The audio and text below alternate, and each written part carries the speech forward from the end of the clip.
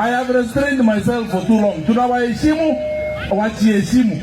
Wanyamba wesika, gotoko worokia masikani. Kwa sababu utali moja. Mbili, kia boli, yanchile tunyekame. Tunyekame na amani ngozi ya soke. The battle line has been drawn. A stiff fight is expected, not a physical fight, but a political fight between the Kisii Governor Simbari and the presidential hopeful and former Cabinet Secretary Fred Okengo Matiangi. The once daring friends are now great political enemies, with each trying to outdo the other politically in the region. One is aiming to please his master, while the other is aiming to fulfill his dreams. Tengeneza mkutano yako upeleke ujinga yako ya one time huko. Simbari and Fred Matiangi were great friends before things changed. In fact, rumor has it that Matiangi helped Simbari a great deal during the 2022 campaigns. He is said to have given him 95 million for the campaigns. Though this is not confirmed, the fact remains that he helped him greatly. The sudden change of attitude towards Matiangi by Simbari is a puzzle, and whatever happened to change his mind must be something bigger than we thought. During Matiangi's homecoming in Gusii region, there were thousands of people who thronged the roads to wave at him. Simbari was also present. He welcomed him wholeheartedly and even pledged his support for him.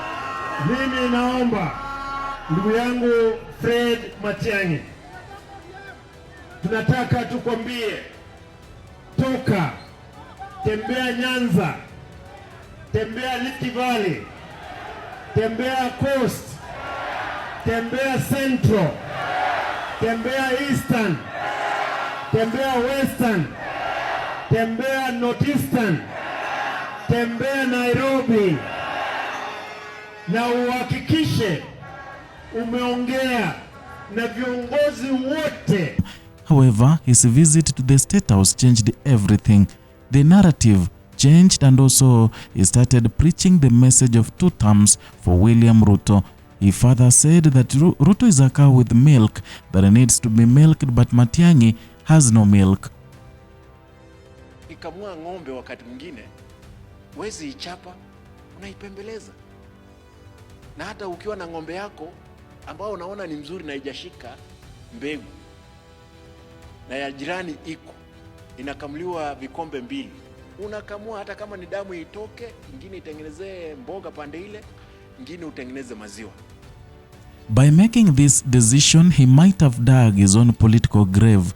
Realizing it now, he wants to counter Matiangi head-on. And recently, when the alternative government brigade came to Kisii, Simbari had positioned his goons to disrupt the rally at the roundabout in Kisii. This is something residents did not want, and therefore they dealt with the goons who only survived after being beaten. These enraged residents who swore to go against Simbari in the next election, and in fact many people started chanting one term. During the tour, Matiangi was crowned the Gusii spokesperson by the Gusii elders, something that seemed to bother Simbari. Arati himself was once crowned the Gusii spokesperson and is now, he now appears to want to reclaim the title, perhaps for better bargaining power at the higher political table when matters of politics are discussed. As a way to counter the Matiangi effect, Simba, who had gone to visit his in-laws in China, has once again organized a tour in Kisii as his own homecoming in an effort to undo what Fred Matiangi and his counterparts achieved in Gusii region. He has therefore mobilized border riders from all 45 wards in Kisii and reportedly paid them to travel all the way to Bomet to escort the self-proclaimed regional kingpin. The tour will begin at Sotik and proceed towards his home in Motonto. However, there will be several stopovers along the way, including Nyansiongo in Nyamira, Keroka, Keumbu, Kisii roundabout, and later in his home in Motonto. And this has angered some of the residents in Kisii who questioned the motive of the homecoming for a governor who was merely visiting his in-laws. After all is said and done, it is now clear that the battle line has been drawn and fierce politics are expected in the future, especially in the region. While Kisii, Fred Matiang'i sharply criticized Simbari, asking him to stop the childish behavior of deploying goons to disrupt his rallies.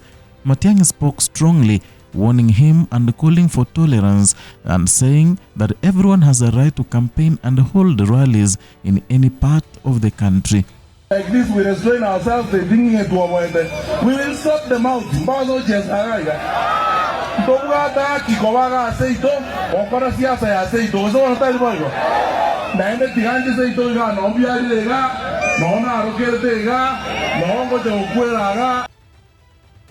Former Deputy President Rigathi Gachagua also took a swipe at him, saying that yeye ni spokesman Bonoko.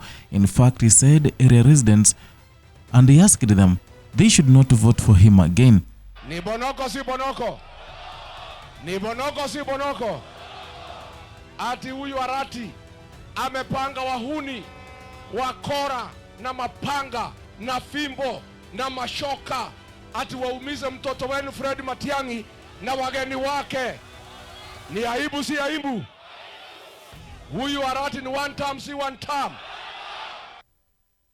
President William Ruto is keen on the Kisii region since it is part of the larger Nyanza region.